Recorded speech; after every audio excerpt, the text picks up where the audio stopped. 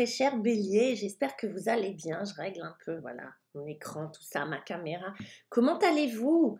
Bien, j'espère. On va regarder votre taroscope, vos énergies du mois de décembre, dernier mois de l'année.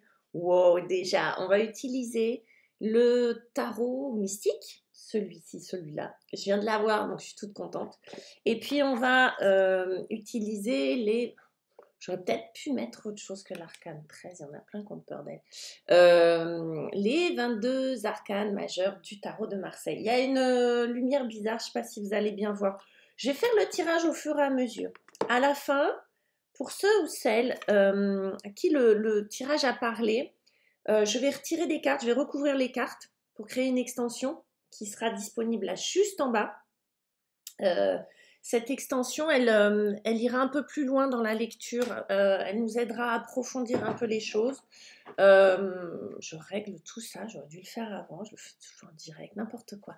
Et du coup, vous pourrez avoir une lecture plus profonde, plus dense, plus intéressante, qui va plus loin. Donc c'est le lien qui est juste en bas, vous allez le voir, c'est Gumroad, Bélier, décembre. Voilà, donc c'est un petit prix. Voilà, c'est payant, mais c'est un petit prix. On y va. J'ai décidé de faire les choses au fur et à mesure. C'est pas mal. Hein. Comme ça nous...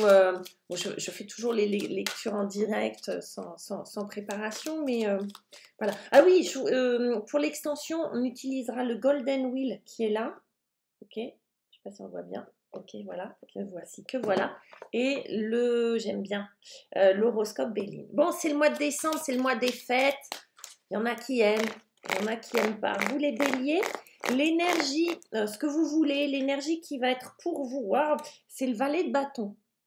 C'est le valet de bâton et on va tirer l'arcane majeur qui va avec. C'est chouette, la force, ok. Vous allez commencer le mois en voulant le valet de bâton. Le valet de bâton, c'est l'énergie qui va être votre fil rouge, votre objectif, votre, voyez, votre goal, comme diraient les ados. Le valet de bâton, ça va être une énergie, c'est une chouette énergie. Et le bâton, ça vous va bien parce que c'est une énergie de feu. Et pour vous, les béliers, ça tombe bien. Le valet, c'est une énergie très adolescente, de renouvellement, de nouveauté. Et là, on le voit avec ce personnage qui a une énorme loupe devant le visage, que vous allez être curieux. C'est comme si vous alliez avoir envie pour cette fin d'année peut-être de poser des intentions. Des intentions qui vont être de découvrir de nouvelles choses, de vous intéresser à de nouvelles choses. Là, avec le bâton, on est dans du désir de découverte, du désir d'expérimenter de nouvelles sensations, nouvelles relations, nouveaux jobs, pourquoi pas, nouvel apprentissage. Mais en tout cas, avec ce valet de bâton, on est dans du désir et de la nouveauté.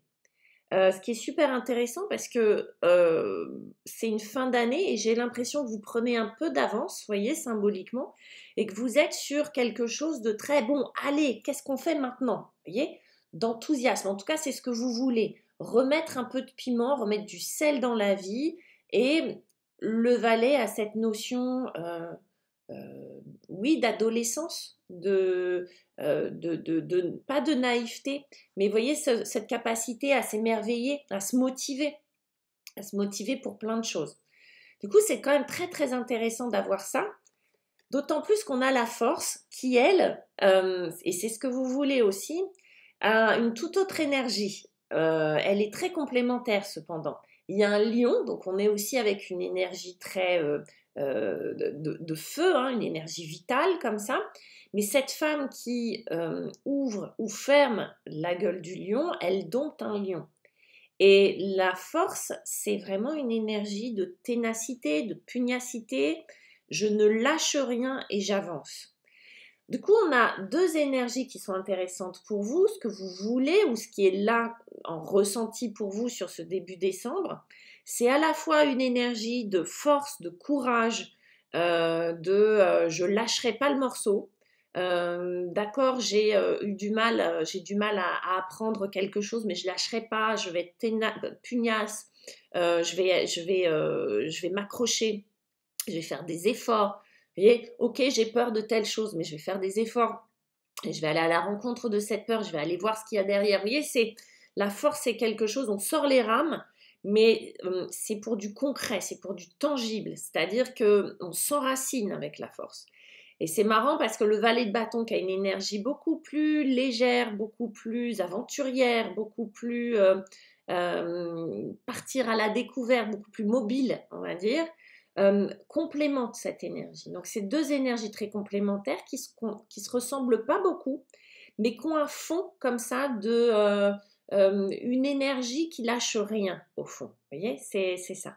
Ça vous va bien, hein, le valet de bâton, hein, c'est les décisions prises avec spontanéité, j'allais presque dire impulsivité, mais ça vous va bien. Et la force vient calmer tout ça, la force vient poser les choses. Ok, ça c'est chouette, ça c'est votre point de départ, c'est votre atout que nous présente le tarot. Ok. Le grain de sable dans la chaussure, le défi, pas des moindres, c'est un arcane majeur, c'est l'empereur. Et on va aller voir ce qu'on a avec le tarot de Marseille. On a l'étoile. Bon. Alors, ce qu'il va falloir travailler, ce qui ne va pas être facile par contre, sur ce mois de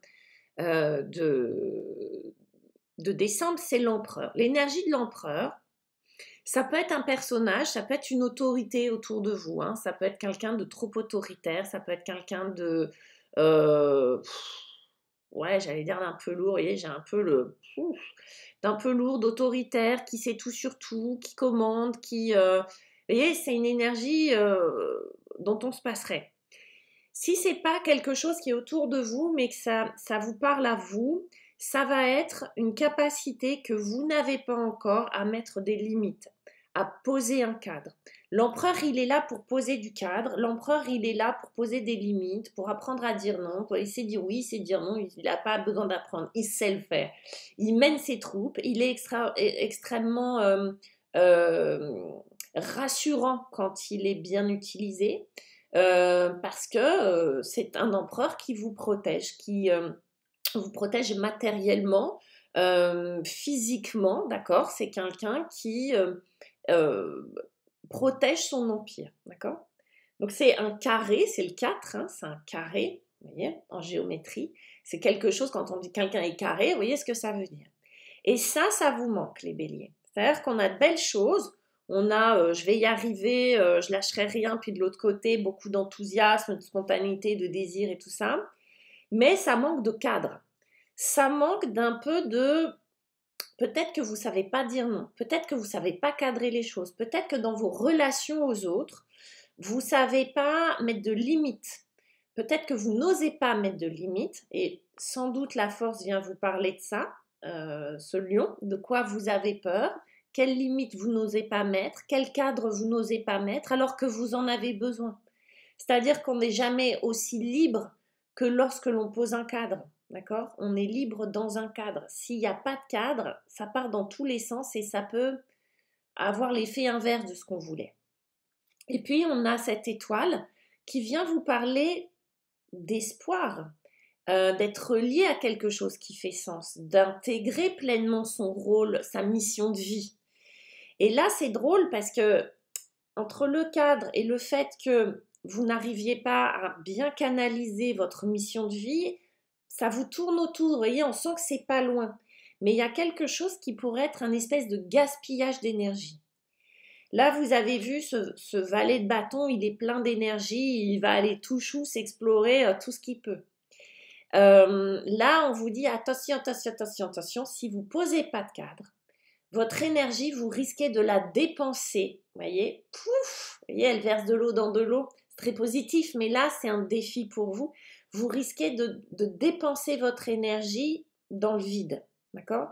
Si vous ne mettez pas les bonnes limites avec les bonnes personnes dans vos relations, vous allez dépenser beaucoup d'énergie à vous prendre la tête ou à essayer de convenir aux autres, à essayer de faire comprendre des choses, etc., blabla, etc., etc., et ça ne va pas marcher. Du coup, ce qu'on vous raconte là, c'est poser du cadre pour pouvoir vraiment récupérer cette énergie et être plus efficace dans votre mission de vie, dans ce que vous voulez, La bonne étoile, elle vous suit, hein, l'étoile, elle vous suit, votre ange gardien vous suit, etc. Mais il faut que vous lui donniez les bonnes directives, que vous alliez sur les bons rails. Donc lui, il essaye, la bonne étoile essaye, mais si vous ne posez pas les choses clairement, que vous n'énoncez pas vraiment, même vous pouvez le faire à voix haute ou par écrit, mais vraiment ce que vous voulez, et ça tombe bien parce qu'on est quand même sur une fin d'année, un mois de décembre, donc on va faire nos vœux quand même. Ben là, on vous demande d'être très clair et très précis, les béliers. Comment on y arrive? Parce que c'est bien beau tout ça. On nous dit oui, il faut que, mais comment on y arrive? Waouh! Autre arcane majeur, le chariot. Regardez comme elle est mignonne quand même. On a le chariot. Bah ouais, prendre une direction et le jugement. Ok. Le chariot et le jugement viennent nous parler de prise de direction, de se mettre en avant. Avec le chariot, alors vous voyez, là on a une femme avec un escargot. Normalement, le chariot, il va très très vite à prendre des décisions. Là, on a un escargot. L'idée de cette carte-là, c'est de savoir prendre une direction, d'accord? C'est de maîtriser sa monture surtout. Moi, c'est comme ça que je le perçois. Il faut savoir maîtriser sa monture. L'idée du chariot, c'est un arcane majeur, va nous parler de mise en avant, de s'exposer. On va y arriver parce que, comme le valet de bâton, ils ont des points communs tous les deux. On est curieux. C'est vraiment la curiosité, l'envie de découvrir de nouveaux territoires, de se déplacer, de bouger, d'essayer des choses qu'on n'avait pas l'habitude d'essayer, de sortir, j'aime pas trop cette expression parce qu'elle est un peu galvaudée, mais c'est ok, sortir de sa zone de confort, c'est-à-dire, ok, j'ai toujours rêvé d'aller faire des cours de claquettes, je suis nulle en danse, enfin j'ai la croyance de être nulle en danse, mais je vais y aller, je vais aller apprendre, je vais être assez curieux ou curieuse pour y aller, d'accord? C'est vraiment prendre des directions, s'offrir ça et oser se mettre devant, oser prendre des risques à ce niveau-là. Et puis on a le jugement qui vient nous parler d'éveil, de réveil, comme si quelque chose vous tombait dessus. Je ne sais pas si on voit très bien les cartes. Comme s'il y avait un réveil, comme s'il y avait une sonnerie tout d'un coup qui faisait hey, « oh, ta vocation, c'est celle-là ». Vous allez être certainement sur ce mois de décembre très curieux d'expérimenter beaucoup de choses et vous allez trouver vraiment votre voie. Est-ce que c'est des cours de chant? Est-ce que c'est déménager, aller vivre en Amérique du Sud? Est-ce que je ne sais pas. Mais il y a quelque chose euh, que vous réappropriez vraiment. Moi, je dis réapproprier parce que là, j'ai quelque chose de familial qui avait peut-être été enterré, enfoui. Peut-être que même c'était dans votre enfance. Peut-être que c'est des rêves d'enfance qui étaient enterrés, parce qu'on a quelqu'un qui ressuscite. Il est possible, je dis n'importe quoi, mais que vous aviez une arrière-grand-mère qui tirait les cartes, ok, et qui était hop, et finalement, bah, vous découvrez que c'est votre vocation. Vous essayez, ça vous plaît et vous le faites. Vous voyez, il y a peut-être des choses dans la famille qui avaient été ensevelies ou des secrets de famille. Alors, est-ce que vous le saurez ou pas? Parce que des fois on ne sait pas, hein. Mais en tout cas il y a quelque chose qui résonne avec la famille, gardez ça à l'esprit. En tout cas c'est la curiosité qui vous fait vous réveiller, vous voyez, ça met du... Moi si je commence à faire des sons plutôt que de parler, on va être bien. Ok, pour quel résultat? Magnifique, pour un roi de coupe, super roi de coupe. Wow, les béliers. Pour un roi de coupe et une roue de fortune. Ah, pourquoi? Pour un résultat qui est vachement beau, qui est un roi de coupe, c'est la plus haute figure des coupes. Et un roi de coupe, c'est quelqu'un qui assume ses émotions et qui sait accueillir celles des autres. Le roi de coupe, il est d'une sensibilité, d'une intuition implacable. Vous ne pouvez rien lui cacher. Et en même temps, c'est quelqu'un qui a une empathie aussi incroyable. C'est d'excellents thérapeutes, c'est d'excellents amis quand on a le roi de coupe au-dessus de notre tête. On peut tout vous confier et vous pouvez tout assumer aussi de vos propres émotions. Donc c'est beaucoup de douceur, c'est beaucoup d'accompagnement, c'est beaucoup d'intuition, c'est beaucoup d'intuition. C'est comme si les choses, vous pouviez peut-être pas mettre de mots dessus, mais en tout cas vous pouviez les sentir. Donc vous allez avoir un pif pas possible. Et puis cette roue de fortune vous annonce un changement de cycle. Bah oui, décembre, ok, changement de cycle. Vous promet que vous avez rendez-vous avec votre destin. sans doute cette intuition, cette sensibilité, cette capacité à voir au-delà va vous permettre de faire les bons chemins. Vous voyez, la route fortune, je la compare souvent à un rond-point, va vous permettre de faire le tri dans tout ce qui va vous arriver et de prendre le bon chemin. On n'oublie pas qu'on a des directions à prendre avec ce chariot et que cette route fortune, c'est ça aussi. C'est vous avez rendez-vous avec votre destin, est-ce que vous allez le laisser passer ou pas? C'est super beau les béliers, j'adore votre mois de décembre. On va regarder pour ceux et celles à qui ça a parlé ou qui ont envie de connaître la suite. Parce que c'est un peu ça, on fait un peu quand même de suspense les gars. On regarde ce qu'on a, et là je vais toutes les tirer avec le Golden Wheel. Allez, les béliers. Pour ceux et celles qui veulent une consultation avec moi, waouh, le 9 de bâton. Ok. Rien de plus simple, vous avez mon mail, vous avez mon site internet. Vous pouvez aussi me rejoindre sur Wengo. Je propose des consultations d'1 heure en visio, par téléphone. Je propose des consultations d'une demi-heure en visio, par téléphone. C'est comme vous le voulez, c'est comme votre bourse vous le permet aussi. En défi, alors, avec la lumière, le 10 de denier. Votre défi, c'est la terre. Hein, enfin, on sent il y a un besoin d'enracinement quand même, à la fois d'exploration et d'enracinement. Le 8 de denier, vous voyez, on a du denier un peu partout, à tous les étages. Pour la suite, j'essaierai de canaliser la lumière. Et le 7 de bâton, du bâton des deniers, hein, c'est ce qu'on a sur ce mois de décembre. Le 7 de bâton. Et on va regarder ce qu'on a avec notre petit horoscope, notre horoscope Béline, je le remontre, qui est là. Qu'est-ce qu'on a en oracle pour vous, les béliers? Mes petits béliers, waouh, encore du feu. Bon, je vous dis, hein, c'est votre élément de toute façon, de la joie. On va voir ce que tout ça nous raconte. Waouh, du départ, vous voyez, quand je vous parle de direction à prendre, on a une boussole. C'est fou, il y a quelque chose qui est super intéressant. Et vous avez la protection, mes petits choux. Bon, allez, passez de belles fêtes, un joyeux Noël, tous mes vœux de bonheur. Prenez soin de vous, surtout mes béliers. Ciao, ciao.